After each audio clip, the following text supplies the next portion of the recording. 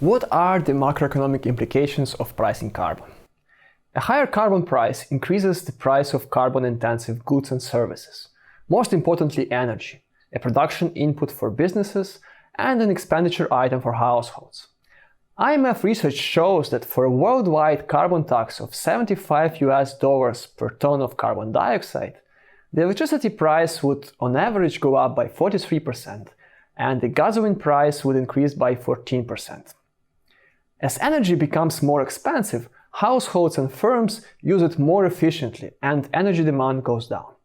The total energy spending by businesses and households increases though, at least in the short run, crowding out other spending by households and reducing businesses before wage profits, which may eventually reduce investment, labor demand and wages.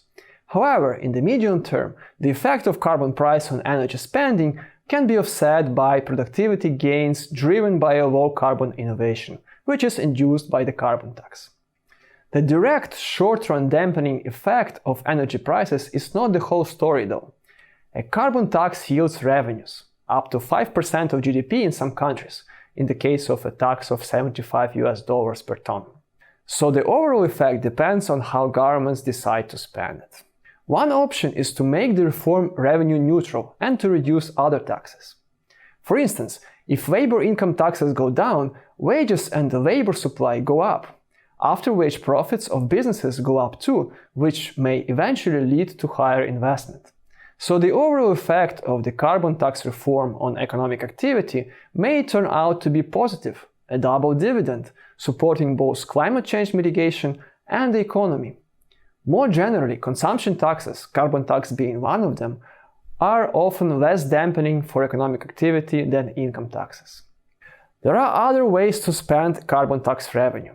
A double dividend is possible if governments efficiently invest in infrastructure, health and education. Public capital boosts productivity, so the dampening effect of the carbon tax can be offset, especially in countries that need to make substantial progress towards the Sustainable Development Goals.